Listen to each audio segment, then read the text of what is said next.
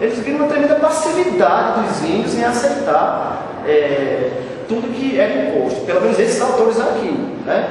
A carta de Pedro Vaz de Caminha e uma carta de Manuel da Nóbrega. Ele diz: desta maneira iríeis ensinando as orações e doutrinando-os na fé, até serem hábeis para o batismo.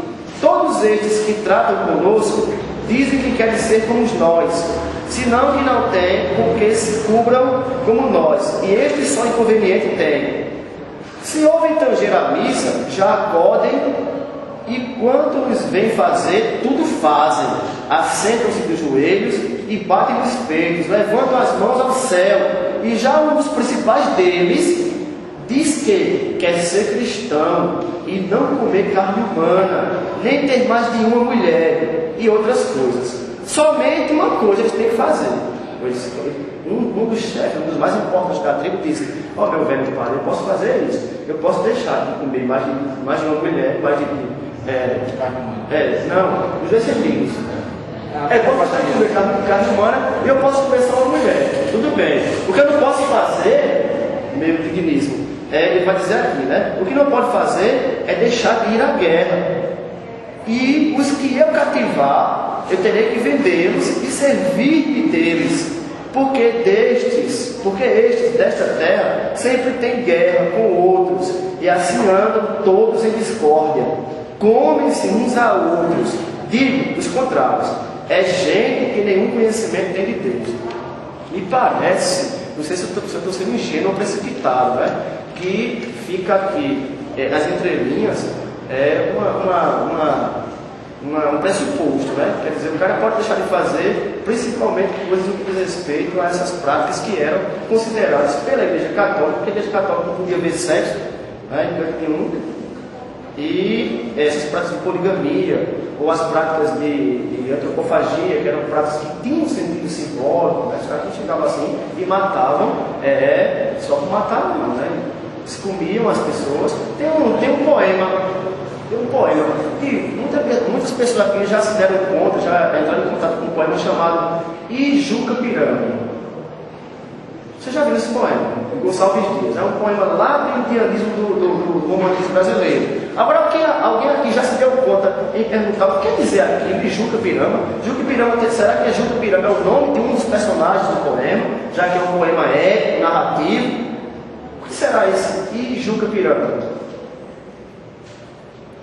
Ijuca Pirâmide nada mais é do que uma expressão tupi, que quer dizer aquele que merece morrer, certo? Aquele que tem a honra de morrer, certo? As tribos, quando os heróis indígenas, quando iam matar algum, procuravam matar os heróis, porque aqueles heróis eram os que seriam deglutidos, né, comidos por eles, para absorver justamente.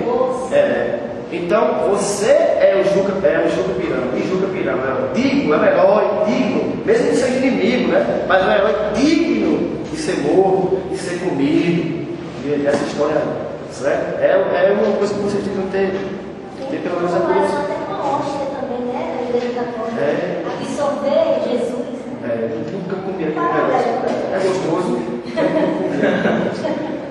Estou pensando, mas eu nunca comi aquilo não. Então basicamente é isso. Em contrapartida, ou discordando um pouco dessa visão digamos otimista no que diz respeito às possibilidades, certo? Os prós e os contras da catequização dos índios por parte dos jesuítas, certo? Você vê na carta de Pedro Vaz de Caminha, você vê também alguns cronistas da época, como Cardinho, Cândavo, eu acho que o Pedro Lopes Souza, irmão de um dos governadores gerais, deve ser também de Souza, não? Não sei, tem Marco Afonso de Souza também? Então deve ser de Souza aí. Não sei. É um irmão desses aí. Então vocês vão ver nesses textos toda a concepção que eles tinham de religião, das práticas ou das atitudes que podiam consistir numa religiosidade indígena, partindo dessa visão primeira, evidentemente, dessa visão empírica, mais rápida, mais prática, mais grosseira. E aí, essa visão vai mudar um pouco depois com o Anchieta, né?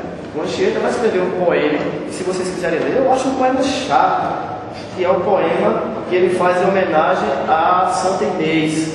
Santa Inês, para quem não sabe, era uma jovem católica romana que foi decapitada, olha só como os tempos mudam, foi decapitada por se recusar a perder a virgindade, porque sua mão foi oferecida a um dos prefeitos de uma das citadelas, de uma das cidades romanas, e ela se recusou, porque ela disse que o seu amor, só entregaria sua alma e seu corpo a Deus.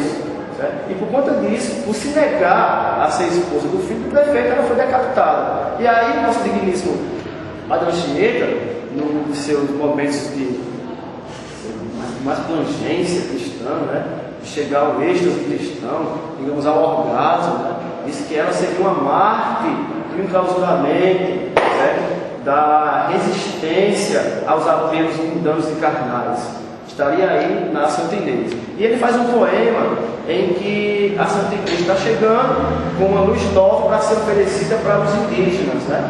Mas ele nota, e fica claro no poema, que o povo indígena não está querendo esse lume novo, essa luz nova, certo? Essa crença nova. Isso fica bem claro em alguns versos. Eu só peguei 2 estrofes aqui porque o poema é chato, na minha opinião, chato pra caramba, certo? Mas aí é questão de estética da recepção, né? E ele diz o seguinte: morro, ele falando, porque ela está querendo vir, falando com Jesus, cordeirinha, vem, não sei o que, ela foi decapitada, ela perdeu a cabeça por resistir aos apelos mundanos, por querer ser filha de Deus, e ele diz: morro porque vejo que este nosso povo não anda faminto desse trigo novo, homem sem ouro, qualquer deste povo, que não é faminto deste pão tão novo. Ele verificou que havia uma resistência, a mercê do que digam, a respeito do que digam a carta que Pedro Vaz de Caminha e o nobre que chega aqui, que é o primeiro a chegar aqui no Brasil, o primeiro jesuíta, em 1549, né? Todo esse otimismo diz respeito à facilidade de catequização dos índios. Ele chega a ser pessimista. Ele escreve outra carta depois para um dos governadores gerais, dizendo: rapaz, o negócio aqui está feio. Eu poderia mentir para você, certo? E dizer que nós estamos conseguindo catequizar, e salvar vários Brasis. A expressão que eles usavam para se referir aos indígenas da época, né? Chamavam de Brasis. Mas aí eu estaria iludindo a sua esperança. Esse povo não quer nada com Deus, não. Principalmente os adultos, porque já está travado os adultos. Talvez seja mais fácil para as crianças, né? A tática talvez seja essa, pegar as crianças. Por isso que aí vem os autos, com a linguagem, os autos tipicamente medievais. O que é um anacronismo. Essa coisa só acontece em Portugal e no Brasil mesmo. Porque na época em que os jesuítas chegam aqui, o mundo estava vivendo em plena efervescência do Renascimento, né? Toda aquela cultura de advento do paganismo, né? De questionamento das divindades cristãs, certo? De retomada e releitura dos mitos pagãos clássicos, né? Roma e Grécia, certo? E aí você vê, anacronicamente, Portugal produzindo textos, né? Ainda uma proposta tanto temática quanto estrutural, tipicamente medieval, né? Textos escritos redondilhos, maior, menor, 5 versos, 7 versos, o que eram textos fáceis de se decorar, de se memorizar e entrar na cachola dos pobres indígenas, né? Então tudo isso tem muito a ver com uma tendência, era uma prática tendenciosa. Alguns autores dizem que não, certo? Que era uma prática humanista, que os índios estavam, que os catequistas, os jesuítas estavam civilizando os índios, né? Ensinando a religião católica com a sua verdade de criação e redenção, porque para os índios, em suas expressões religiosas, pelo menos para esses índios que nós temos contato aqui através das leituras aqui, certo? Não haviam